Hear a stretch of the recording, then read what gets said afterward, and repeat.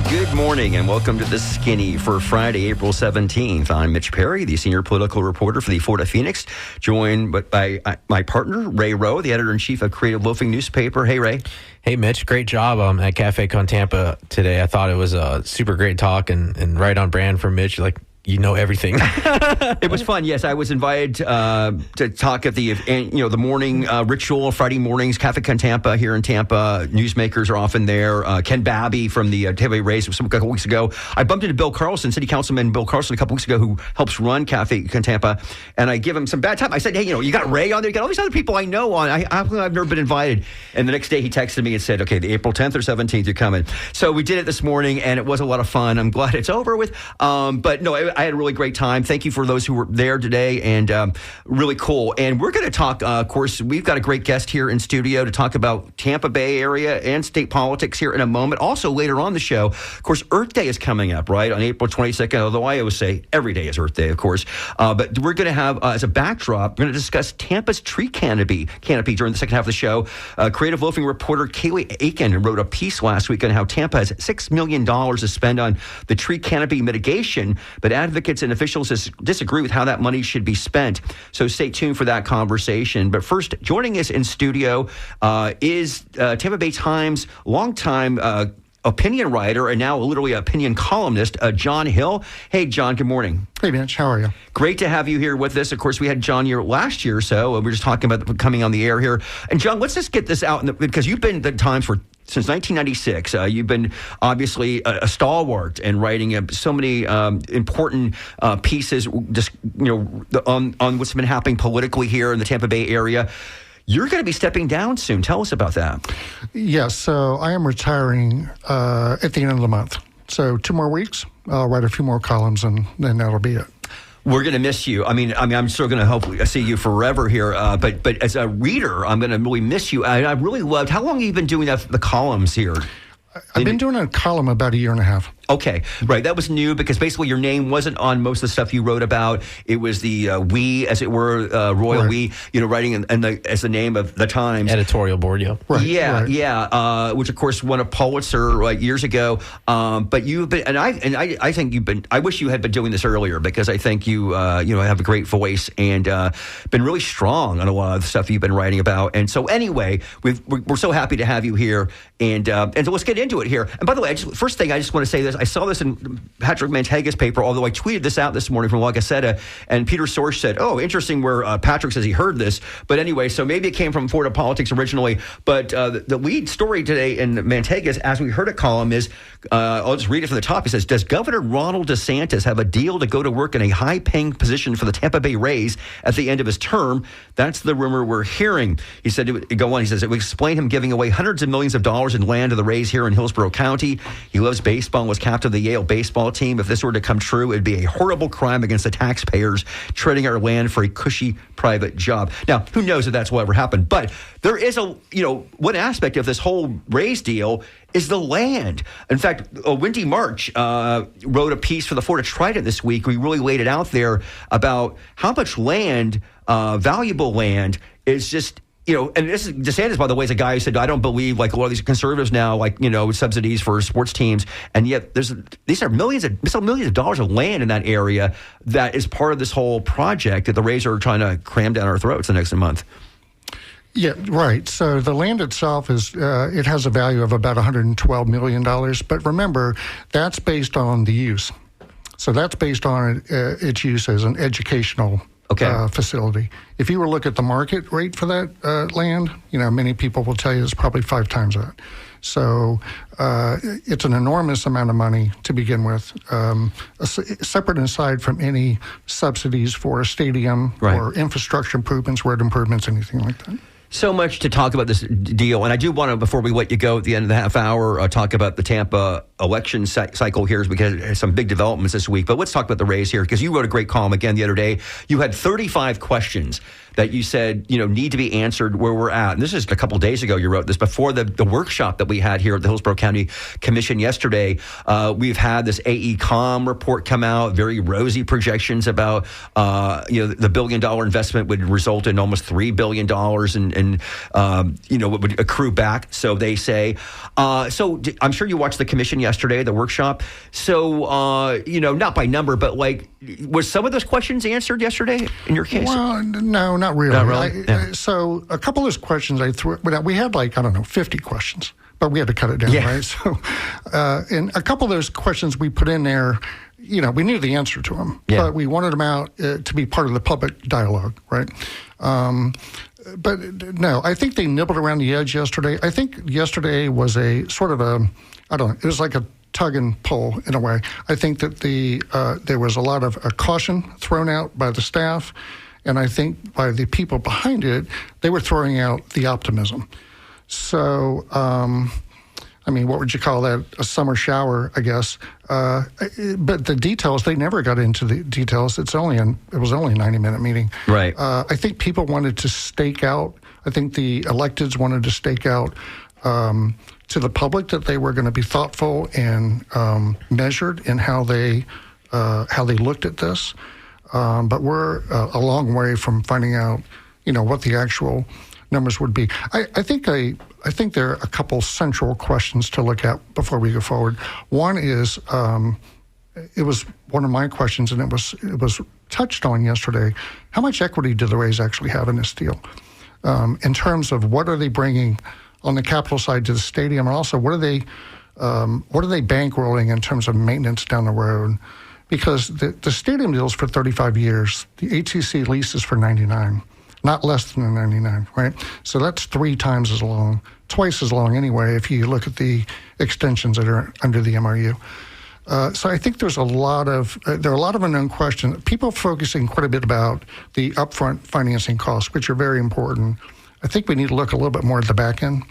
We need to look at how much of that CRA increase, people are talking about that CRA increase, how much of that capture is going right back into the project. Because if that's the case, then the city is not benefiting, in terms of the tax base, if it simply goes poured right back into the development. So I think there's some longer-term questions that need to be explored. The staff did a very good job, I think, yesterday of saying, we don't know all those answers. And they listed them. They listed a dozen or so different points of that they needed to address, and I think that I was heartened to see that. John, I heard this argument this morning at Cafe Con Tampa. Somebody said something to the effect of, it's not fair that these elected officials should be forced to make this decision. It should go for a referendum. And I know at newspapers, we kind of feel like elected officials should work, right? And they do have to make hard decisions. But where do you land on that? Obviously, the Rays want this to happen fast, so a referendum would not be great. Yeah, No, I think this is I don't think you micromanage. I don't think that you govern by referendum. I think there's some things that deserve to go to a referendum, right? A charter change. I mean, fundamental changes, proposed changes that would fundamentally alter your form of government, the way you operate, that sort of thing. I don't think this does. This is a big deal, but it's still a contract in its simplest terms. So it really is a straightforward analysis of the pros and the cons of it. The people who want it to go to referendum want it to go to referendums because it'll fail. There's nobody on the plus side that want this to go to referendum. We've seen referendums pass here in Hillsborough in recent years for education, for transportation. Now, it's true that in 1996, the CIT, the first one for the Buck Stadium, had all these other elements to it. It wasn't just for a football stadium, because people think it probably would have lost. It had the education part, it had everything the CIT goes for, which is Lowry Park Zoo, or now Zoo Tampa, all these other features. It's interesting, John, because, I'm from the San Francisco Bay Area, no kidding, but I always talk about how in 80s and 90s, there was 4 of the San Francisco Giants who almost moved to St. Petersburg in 1993. 2003. They desperately wanted to get out of Candlestick Park back then, and they had 4 different referendums because that was the only way it was going to happen for public taxpayer money to be used, and they all went down to defeat. You're right. They not popular, and the Giants were almost basically, okay, we've tried it so many times, folks. You're not going to help us out. We're out of here. MLB kind of intervened at the last minute and screwed over St. Petersburg and said we're going to keep this thing here. But the point is that we have seen in other parts of the country where they feel it's so crucial. So I respectfully, I can see both sides of that. But your point that Stephanie Pointer made today is interesting because I do agree with John in the respect that, these people, and they're not getting paid a lot, although the Tampa City Council members do make more than they used to make, and Hillsborough County Commissioners make over $100,000. So they are, quote unquote, paid to make the tough decisions. And there's no question that this is one of the toughest decisions they will make in their political careers. Now, the thing that, I try to keep an open mind in terms of, as a reporter, to give people all the information so they can make up their mind. What I am critical of, and I just said this a moment ago, and I said jamming down our throats, is the speed of this. Because it's obvious in the race. I get it because they just purchased this team and they have a lease only for 3 more years at Tropicana Field. So the time's a wasting. But the county commission and city council do not have to go by that timeline. The Rays are saying you have to do it, and now they're saying if you don't have a deal by June 1, we're out of here. Well, let's wait and see about that. But this is going to be voted on, I guess, in the first week of May now. Is that correct? So I don't think so. No? So the first city council Mid-May? Hearing on this will be May 5th. Okay. And I think that we call it a public hearing. I think that's just a listening session. I think it's going to be more akin to what the county did the other day. In a much bigger room. I think they moved that back. Why are they doing that? Oh, did they move it back? Yes. I heard they moved it back. Okay, so we should tell our listeners. In fact, the Times had a story about this. Man, it's your fault. About the fact that this, because there's a lot of public and people. The room, by the way, City Council, when they did the revision of City Hall, they made it smaller, which I don't understand that. But anyway, so because obviously there's a lot of public interest, they were going to have this at the convention center, which makes sense. And the Times went back to memory lane to 1999, the infamous 6-foot rule. Bob Buckhorn, yes. Shout out. And shout out to that is the fact that I read it, but I came here in 2000, right? Well, when I was getting interviewed by WMNF to possibly move out here, I started reading the Tribune and the Times. Like, I got to find out what's going on in Tampa. And it's like, that's what I read about was this 12-hour meeting. This is where I'm moving? Yes, exactly. Is this what's going on here? But anyway, the point is, so they were going to move to the convention center, and now we hear they're moving it back to City Hall. That's crazy. But anyway, so that is the meeting we're talking about in a few weeks. Okay, that the public gets a chance to weigh in and probably, be pretty critical of it, as it were. I know we're still talking about the race here. You read that as we heard it, these are rumors. And I will say, how many times has Patrick been wrong? He's been wrong. After all these years, John, doing this news thing, how excited do you still get about rumors? Do they still really kind of raise your temperature a little bit? Like when we talk about DeSantis taking a job or all this other stuff? Yeah, I haven't read Patrick's column yet today, and I'm certainly not a confidant of the governor, so I don't know what his plans are after office. Rumors are great because very often they turn out to be true. Every lead, we're all reporters here. You take any lead you can get and you chase it down. And at some point you have to decide, do I spend more time on this or not? But I think after a little while, you get a pretty good intent of whether it's worth your time or not. Again, if you're just tuning in, you're listening to The Skinny here on MNF 88.5 FM WMNF. I'm Mitch Perry with Ray Rowe. We're speaking with John Hill, columnist with the Tampa Bay Times, talking about the stadium. And I'm going to switch, we'll maybe go back to that, but let's talk about Tampa politics if we could. So big development this week. Now, the election is not for mayor, not for 11 months, right? We've got literally almost a year away. Qualifying not till this January. Right. And traditionally, John, especially in the way the cycle is, we've got this huge state election and midterm election for governor, for U.S. Senate, Congress, what have you, in November. So it probably isn't going to really turn on until then. So we've got so many months. But Bob Buckhorn announced on Monday he is, confirming the rumors, he is back in to try to become Tampa's next mayor. And then, of course, Bill Carlson, 8 years in the city council, he announced a couple days later that he is in. We already have Lynn Hurtak in, and we've got 8 other folks in, right? 11 people, I think, overall.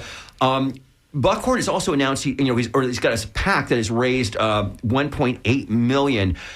The way Tampa's politics work, this reminds me of deja vu of 8 years ago when we had an open seat coming up. And that's when Jane Castor was considered, the favorite, but she had never, of course, been a mayor as opposed to Buckhorn. But nevertheless, She had a 40-point lead in the polls a year before the election. There's a lot of good people who ran against her the next year. Harry Cohen. Taranchik, exactly. Of course, David Strauss was able to end up being in the runoff. But nevertheless, she basically won that election by 40 points. Now, I'm not saying that's going to happen at all, but what I'm saying is that Bob Buckhorn seems to me, whether you like it or not, he is the front runner already because of that name recognition and the fact he's always got $2 million in the bank. Yeah, I think so. And numbers help him, right? I mean, you split the vote to the extent you can. I think it was good news for Bob Buckhorn that Bill Carlson got in the race. I think Bill and Elaine are going to pull from a lot of the same groups. Not as much as some people might suggest, but certainly some. I think one wild card we have. So typically, if you look at the split, it's half the votes in South Tampa and then 25% in each of East and West Tampa, right? And so historically, you could look at the field and sort of know where that vote was going to cleave out. I think it's unsettled. I think, number one, it's unsettled this year because it's a very different candidate field. It's just very different. I think the biggest reason, though, is that it's. I think that the issue on the top of minds of voters is very different than it's ever certainly been as long as I've been paying attention. That cost of living is the only thing people are talking about, and we're certainly going to factor into the general elections in the fall. The city candidates, they have the luxury to wait that out. They're going to be able to see how that issue manifests itself in August and then again in November. And you'll probably see a few of them really calibrate their messaging a little bit after that. I don't think the electorate is going to exhaust that angst out one time in November. It's simply too overwhelming. And sure, there are global and national issues that affect it, from oil prices, everything else, but they also pay utility bills, they pay stormwater fees, they pay all these local taxes. So they're not going to stop in November. So I think I think the money means a lot. Yeah, Bob's going to be concerned if whoever does qualify and gets into that runoff, which is what it's going to be. If Bob gets less than a certain percentage, he's got to be worried, because basically that's a bunch of people that didn't want to vote for him. You have to watch that. And remember, Bob won the first time by catapulting in front of the frontrunner. Dick Greco. Where's Ferlita? Ferlita. Oh, well, I mean, yes, in the runoff. Yes, correct. So he was Bob, there second. Right. So Bob made the runoff. Right. Bob made the runoff by 384 votes. Barely, yeah. Exactly. I remember it very well. Not even 400 votes. Yeah. So he beat Dick Greco, made the runoff, catapulted around Ferlita, because the last 10 days of the election, all of the people who lost in the runoff endorsed him one day after the next. So he was able to build that coalition. And I think that he is going to have to avoid the fate that he benefited from the first time around. The perception is, as opposed to 2011 to 2019, when he won, it was 8 years, successful years in terms of he ran unopposed essentially in 2015, got like 96% of the vote, is that that there's some people who maybe did not like his term in office, though, in retrospect, and others just never maybe did. So you see a lot on social media, which I do not think is the fair barometer to determine what the people think in Tampa,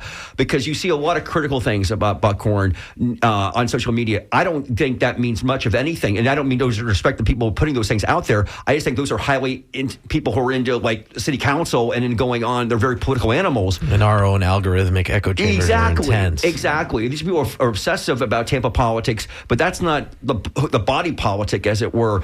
But do you believe, like, say, for example, the black community? I mean, I've certainly heard things, anecdotes, that they won't be as strong as it was for him back when he ran in 2011. Well, we'll see. I think one thing we can certainly say is that the black community has changed than the black community that was there for him the last time. We saw that with Nia Young's election, flat out, right? Right, and Tom Scott. And with Nia, you see that money doesn't always equal. That's right. You know? That's right. So the coalitions that were that have typically been behind Bob were behind Tom. So Scott. So there's just, I think there's a different electorate now, and there's certainly a different agenda. Again, if you're just tuning in, you're listening to The Skinny here, 11:25 in the a.m. Mitch Perry, Ray Roa, and John Hill from the Tampa Bay Times, kicking it around for a little bit here. We'll stay with the Tampa issues in a while, talking about the tree canopy here. About preemption, basically, has really kind of been one of those killer things here. And you brought up, Ray, talking to Bob Buckhorn actually on Monday about that. And that is something that the local officials can't do much about, what Tallahassee does. Okay, one other thing I want to make sure to get to is the city issues, is this issue with the down in South Tampa, the street flooding issue. And basically, there's a plan by the city, right, to install box culverts to carry stormwater from Swan Avenue south along Howard Avenue, creating an underwater drain that empties the water into Hillsborough Bay. However, many businesses and some residents in the area strongly object because it will take years to complete. This is super controversial. I don't really understand all of it, but I know it's one of the biggest issues going on, and certainly in South Tampa right now. You wrote about this recently. Right. So this is a longstanding problem, right? In Palmacia Pines and Parkland Estates, that area just to the west of Hyde Park, it floods. It's a bowl. It's low. And you have quite a bit of development there, both single-family homes on the south side of Swan, and then you have single and multifamily on the north side toward around the hospital. What they're trying to do is to create a big long-term fix for it, and that fix, as proposed, are the culverts. The culverts would take this is just an underground river, an underground tunnel, and they would use gravity to have it flow right out into the bay. Sounds simple, straightforward.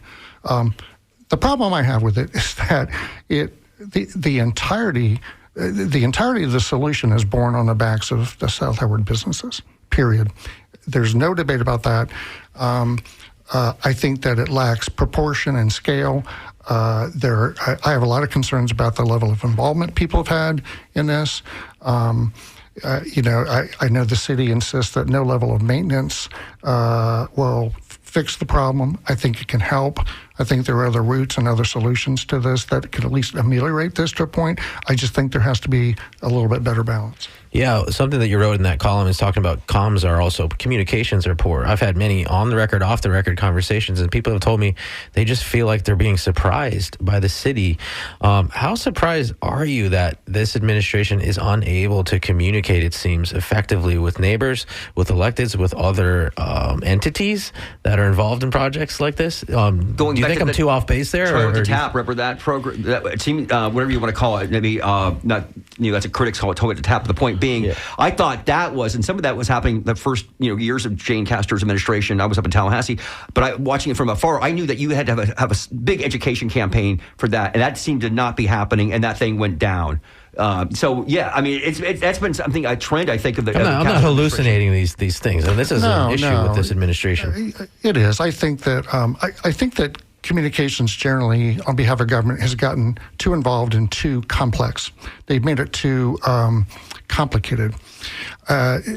I think if people had started out and said, this is the problem, and what is that sort of sweet spot between, fixing it as fully as we can and mitigating the impacts, and that just hasn't happened. There's been a lot of misinformation surrounding this project. The city council went back and forth with the administration for a very long time trying to sort of massage this. They succeeded partly, but the council, frankly, did not push hard enough, I think, to set some parameters on this project early on. So it's become now, I think the other thing is anytime that any chief executive gets too invested in one solution, it's very difficult to get them to compromise or to see something else. And I think that there's a win mentality here that's at play that is not helping. Speaking of, I'm just going to ask the question because when I talk about city council, John, Sue Carlton's name comes up. That's a name that's very familiar with people who read the Tampa Bay Times. Have you guys have any discussions about her maybe seeking political wait, Ray, we should say Sue Carlton is John Hill's Oh, yes, wife. I'm sorry. I'm so insidery here. Yeah, you guys are married. You have a dog named Finnegan together. Have you guys talked about that yet at home? We have, and she's thinking about it. She hasn't come to any decision. She's got plenty of time. I think she's going to spend some time and sort of ramp up her thought process on that. But I have no idea what she plans to do. If she does, that'd be great. I mean, it's something I support. If she does not, that's fine too. I mean, she likes staying engaged, and she did charter review for the county. She's a charter review for the city. She likes getting into the weeds on that. I think that whetted that appetite that's always been there, maybe a little bit, and so she hasn't made up her mind. And you're right. It's April right now. We talked about this mayor's race, but again, 11 months away, and so the focus on city council is really going to get people in by the fall. The earliest, I would say, because traditionally covering these Tampa mayor's races, it's really December. I mean, frankly, then it goes hardcore, and then there's like a forum every night, December, January, February, and there's pros and cons. Where do you stand on this? I bet you're a traditionalist on this. Do you like the elections being held in March of these off years? I do. We've had these discussions at the editorial board, and I think that, as I recall, my editorial board has supported folding them into the generals. Like it's happening in St. Petersburg. Yeah, I disagree with that. I do think that, it's extra effort. I think that you get more you can get the public's attention. You can focus a little more. These races would get completely lost in a general election cycle. Completely lost. Well, we'll see that in real time in this fall because, again, the St. Petersburg mayoral race, Ken Welch running for re-election, 5 other competitors against him, and we're definitely going to want to focus. We talked about that, Ray, as the months go on because the primary is in August in St. Petersburg. That's right. So there's 6 people running, and it's going to go down to probably 2. Obviously, Charlie Crist is a big name in there, but there's other really interesting people in that race. Who hasn't filed yet, by the way? Correct. Got Very a lot of interesting money. story, by the way, by Michael Van Sickler last week about Charlie living in Minnesota. Very interesting that I did not know anything about. So that was good reporting there. I want to ask you a question. This many years in it, my favorite thing to ask columnists is, what are some things you think that you got wrong and you kind of are willing to admit and say, hey, man, I was wrong about that? Well, so I've only done the column job for a year and a half, but I've been writing editorials for 30 years. There are a couple endorsements that I regret. You're not saying the names. No. There are a couple of those that I regret. I also I've developed a fuller appreciation of how committed public officials are whom I disagree with on policy or politics. I did not have that when I first started out. Dick Greco and I did not have a very good relationship. We have a great relationship now. It certainly improved over the years, but I regret having taken a few years to see the nuance and complexity in public officials and how many of them struggled to do the right thing, whether I agree with it or not. So I guess I didn't do a good enough job back then in trying to fully understand some of the people I was covering because I saw the policy or the politics as really sort of overtaking that persona. Hey, we got a phone call here from Bill in St. Petersburg who wants to talk about this referendum versus the council. I think talking about the raise. Hey, Bill, you're on WMNF. Well, thank you. I like your show. Thank you. The only thing, I really like the fact that you're discussing the fact of a referendum versus the city council members voting for the site for the new raise. Number one, I'm in St. Pete. Tampa can have the raise. We're done with them, okay? All they've done is cost us money. However, my grandfather grew up in Tampa. He grew up on West North Bay Street. And this is what he said about the city council members. After the World War II, the city council members had a vote if they were going to keep the trolleys or all of a sudden have the new buses that were going to be bought by General Motors. Well, they voted for the buses. And within 6 months, every city council member had a brand new GM Cadillac. What does that tell you?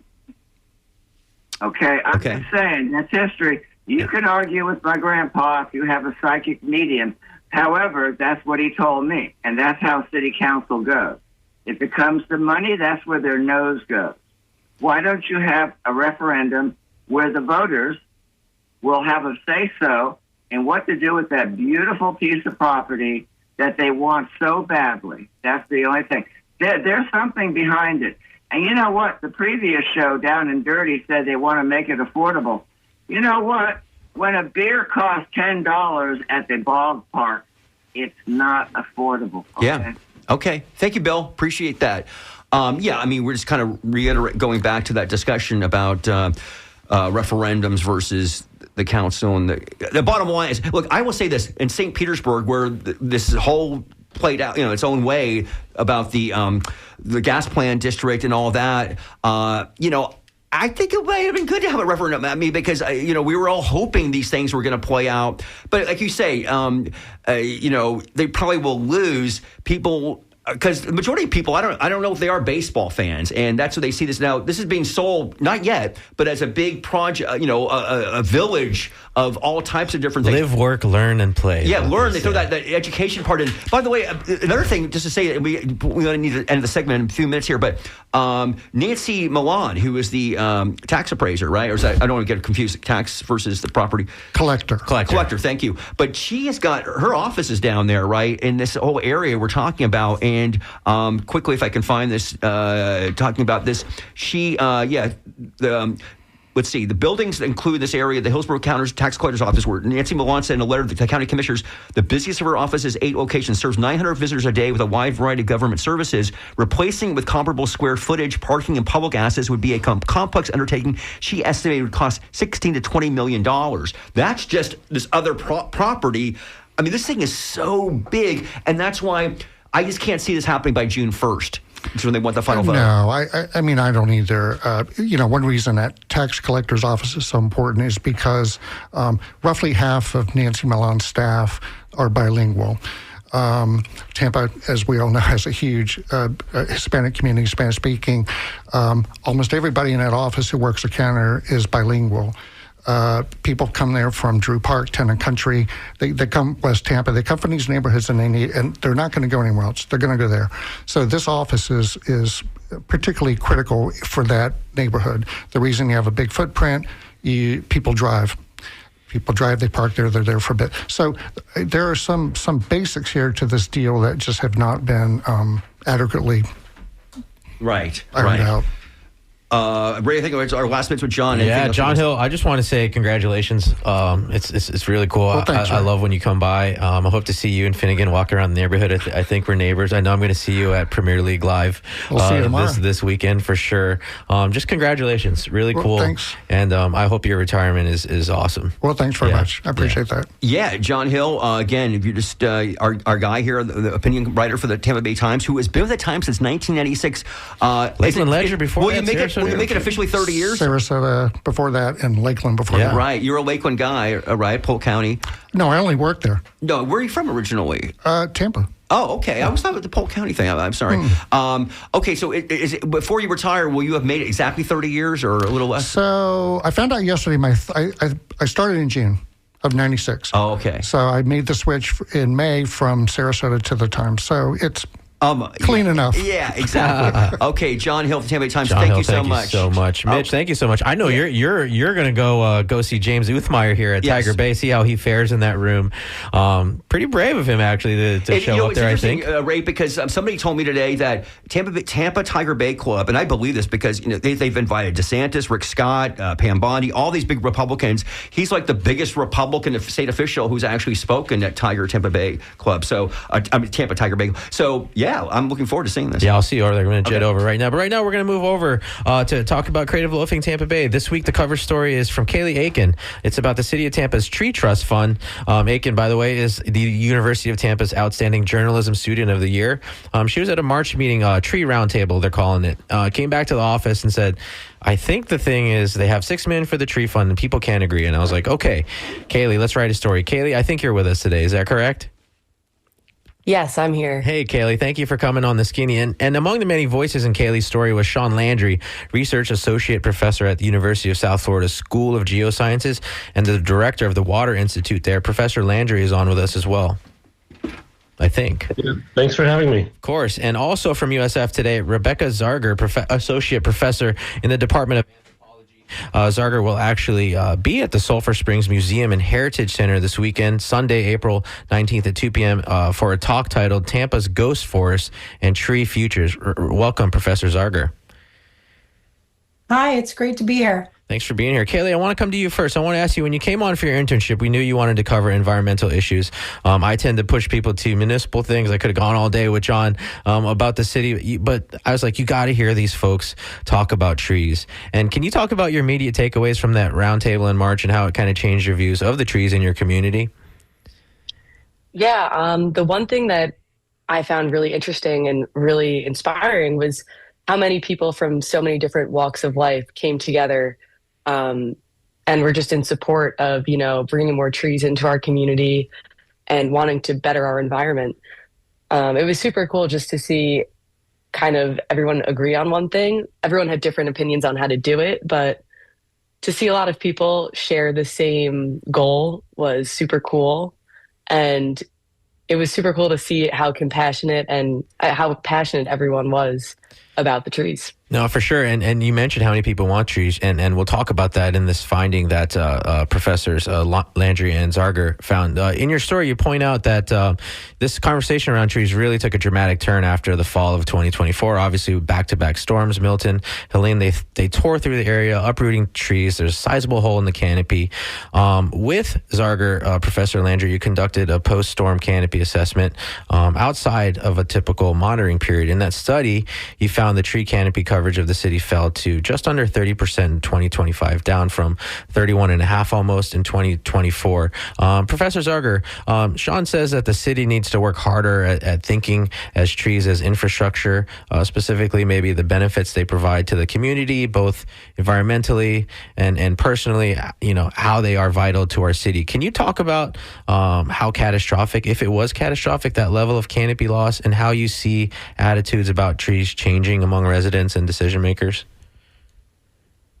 Sure. Yeah. Thanks for the question. I think, Dr. Landry is definitely the expert on the process of measuring canopy loss.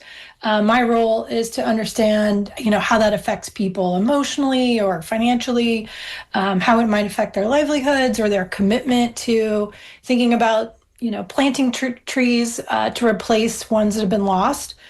And yeah, I really appreciated Kaylee's comments about the level of passion around trees. I think this is one of the topics that I've worked on here locally that people have really been, either really enthusiastic about wanting to plant trees or sort of prevent trees from being removed, but also kind of responding to what they see and feel are real risks about trees that may fall or lose branches during, severe storms and hurricanes.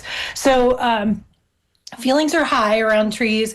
I would say that one of the things that we found, we did a lot of work for a 2021 tree canopy study, which surveyed people's perceptions and feelings about benefits and risks of trees. We did a lot of interviews as well. And one of the things we found is that there is a real interest in having a tree city. People really support the idea of a forested canopy in the city. There's a lot of agreement about the benefits, especially shade is like the number one kind of shared benefit. But also, trees are expensive to maintain. They're expensive to maintain in being resilient for future storms.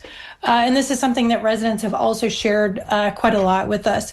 But one of the things I think that's kind of hopeful in thinking about the lead up to Earth Day and Arbor Day next week is that despite the really significant losses that we experienced from trees and some of the damage that happened, overall, the more recent survey shows us that people are still really committed to having, a really vibrant tree canopy in the city. Only 2.5% of people really experience major structural damage from trees. Majority did not. 85% of people said their preference for trees kind of stayed the same or actually increased after the hurricane, which is not exactly what we were expecting to find. So one of the big challenges, I think, in the city, however, is that most of the opportunities for tree planting are on private property.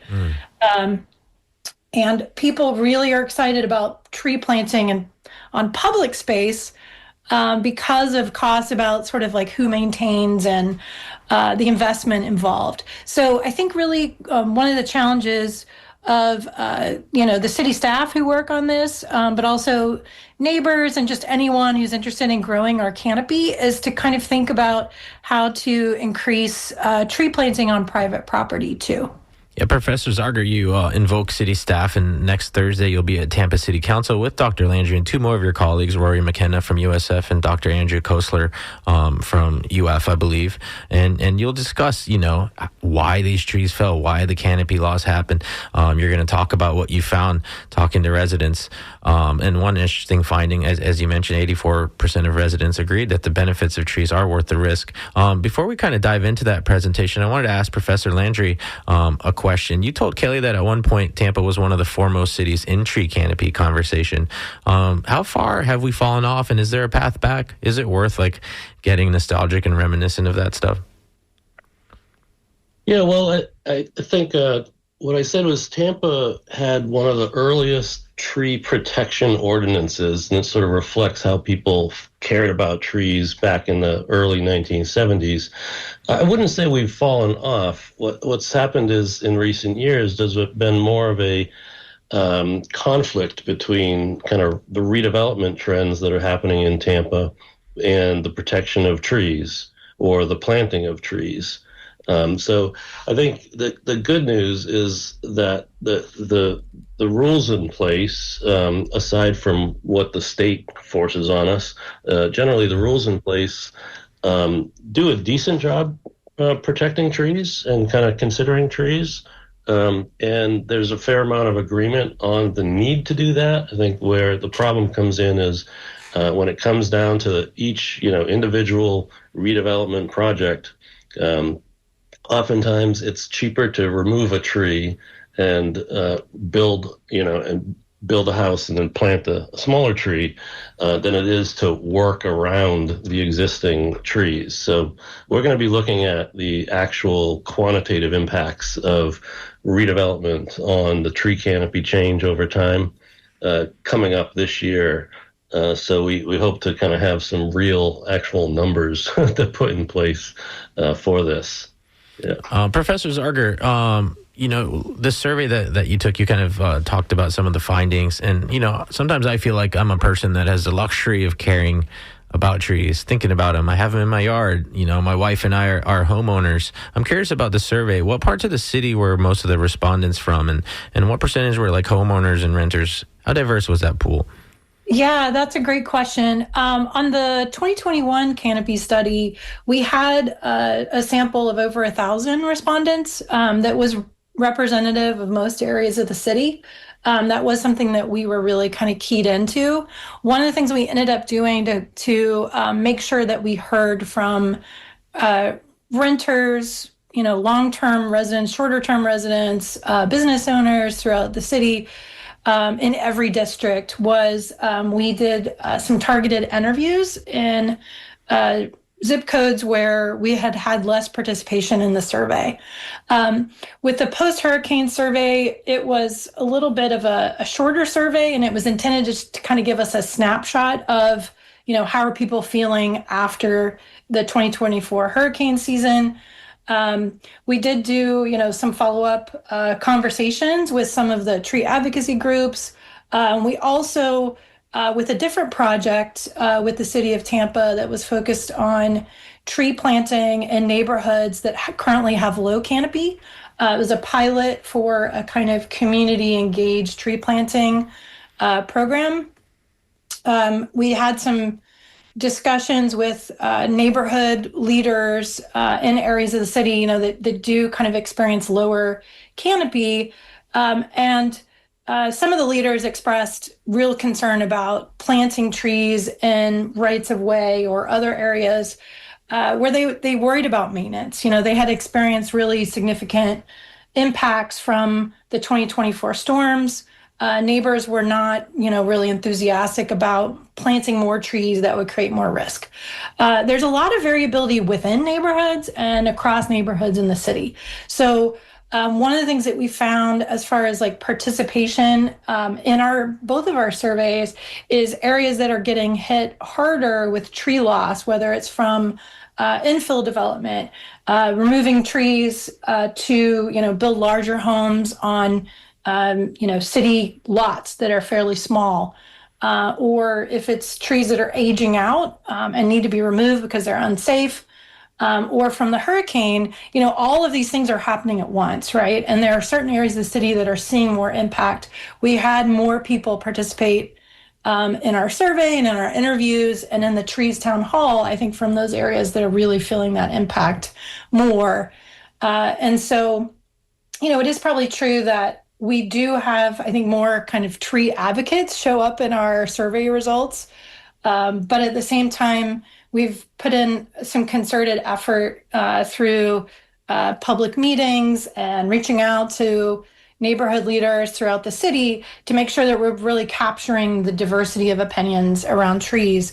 And I think one of the things that we hear often is, even people who are really concerned about tree planting or tree maintenance, they're not against trees necessarily, but they have experienced either themselves or they've seen neighbors, bear the burden of a big branch coming through a roof or a tree coming down in recent hurricanes. And that has real impacts, especially for renters who may be in a situation where their landlords are not, maintaining not only the trees, but, the buildings that they're residing in. So I do think that's a really important question. And, not everyone in the city feels the same way about trees, which makes it actually, as an anthropologist doing forest ethnography, one of the more interesting topics that I've worked on here in the Tampa Bay area. I do think there's a lot of opportunity that we're kind of presented with over the next few years to make some sort of critical calls about what happens with trees in our city. I would encourage anyone listening to, go to town hall or public forum meetings, come to city council. If you're concerned about this issue, reach out. We would love to hear from folks about it. And I do feel like it's kind of a critical moment for continuing to address some of these recent canopy changes and think about what the future of our forest might look like. Yeah, one interesting finding in that post-storm is that 84% of residents agreed that the benefits of trees are worth the risk when considering hurricane damage to the property. And by the way, if you're just tuning into WMNF Tampa right now, you're listening to The Skinny here on 88.5 FM.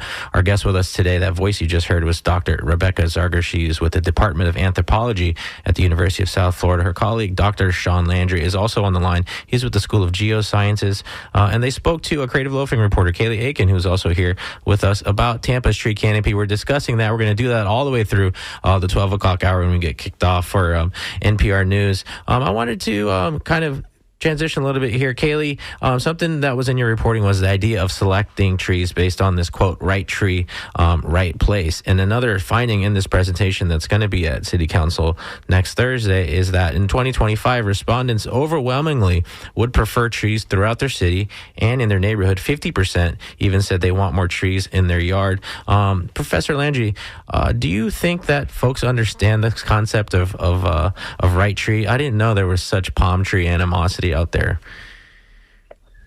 Yeah, well, I think the awareness is growing, and the city is making attempts to make people aware of what it means to be right tree, right place. It's a fairly simple concept that there's a lot of different tree species out there. Some of them small, some of them large, some of them are wind resistant, some of them are not, and some of them require lots of planting area in order to grow. And so when you're thinking about what kind of tree to plant, you want to think about these various, the issues and know that you're going to plant the tree where it has the highest chance of surviving a long, long life. So, if you think about a live oak, that's a pretty huge tree. You can't place that in a small little, cutout in the middle of a sidewalk because it won't survive. Or if it does, it's going to be weak and it's likely to blow over in a storm. So the right tree, right place is the idea that, make the right decision. We're currently living with the legacy of bad decisions made in the past. And so if you think about the laurel oak, which is a very weak tree, it was fast growing. and it has a short lifespan. A lot of the trees we lost and always do lose are laurel oaks, and not live oaks, but laurel oaks. And so that was a bad decision we made 50 to 75 years ago, and we want to avoid that, moving forward. So I think hopefully we're going to be revising a guidebook for tree species in Tampa. It's called the Tree Matrix, and all it does is it tells you about the species and then tells you about how it fits within these different criteria, so that you can kind of identify the spot you have to plant in and which species might be well suited for that spot. We'll try to sneak a call in here. Peter from Tarpon Springs is on the air. Peter, are you there? Yeah, I'm here. Good afternoon, and appreciate this conversation. My first comment is trees are our partners. If we don't have trees, we don't breathe. And we don't breathe, we don't live. So that's my comment about why trees are important. But what I wanted to get to is here in Tarpon Springs a number of years ago, we passed a real good tree protection ordinance. And I think it was about 3 or 4 years ago, the state decided that they wanted to get into tree management and basically put handcuffs on our tree ordinances all around the state.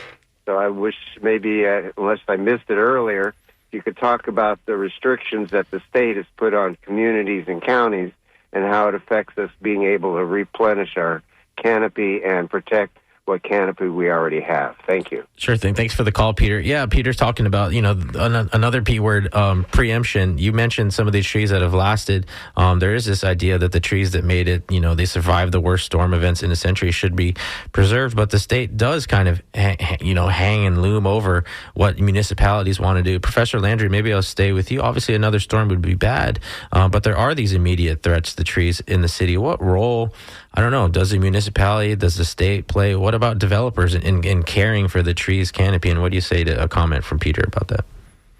Yeah, well, I guess the short answer to that is the city has always had fairly strong protections, particularly trying to protect large trees, large healthy trees. And what happened was the state came in, and the state's been trying to take away local control of a lot of issues. But one of them is they put in place the allowance for a homeowner to say if they get an arborist out that says this tree is potential risk, and it's a very gray area there, then the city cannot prevent the homeowner from removing a tree. And so there's sort of the state has weakened the city's normally fairly strong regulations, and it's noticeably led to a loss in canopy. So yeah, that's the short answer. Yeah, and we have just a few more minutes here. Kaylee, I want to ask you one thing that was interesting from your story was that there were about 80 neighborhoods in Tampa with unique needs. And as this process unfolds, what do you think are some things listeners and voters should be looking at when it comes to the trees in their neighborhood? Yeah, I think a good point that a lot of people brought up was that, every neighborhood is different. Some need new trees, some need maintenance for older trees. And I think it's important that, the Tree Trust Fund doesn't go to just doing one thing, because there's so many different ways that trees can be supported. So I think it's important for listeners and voters to be looking at what their specific neighborhoods need when it comes to trees. And it's not really such a big picture thing. It's a lot of smaller pieces that fit into a bigger puzzle. So just finding those smaller pieces and figuring out where your neighborhood might fit in and what it needs. Kaylee Aiken, spring intern here at Creative Loafing Tampa Bay. Thank you so much for being here. Also, you heard on the radio Dr. Sean Landry from the School of Geosciences at University of South Florida and Dr. Rebecca Zarger from the Department of Anthropology. They'll be presenting at Tampa City Council next Thursday about post-hurricane changes, the tree canopy and residents' relationships with trees. Thank you all so much for being here. Thanks for having us. Yeah, thanks for having us on. course, Thank excited you. to continue talking about this in the future, and especially, I guess we call it Earth Month now. So that's going to be it for us here on WMNF Tampa here. Thank you for listening to The Skinny. My name is Ray Roa. On behalf of myself, Skip Sassy on the boards, I think it's, Anthony Madura is back there on the phones for us again today. I see Joellen Schilke, the hostess who loves you absolutely the mostest, in Studio One, ready with art in your ear. I love seeing Joellen, man. This place is cool. WMNF is a really special place, and we're very grateful for your support. We will talk to you on Friday, and maybe we'll see some of you at Tiger Bay right now, where James Uthmeyer's entering the fire. Have a good weekend.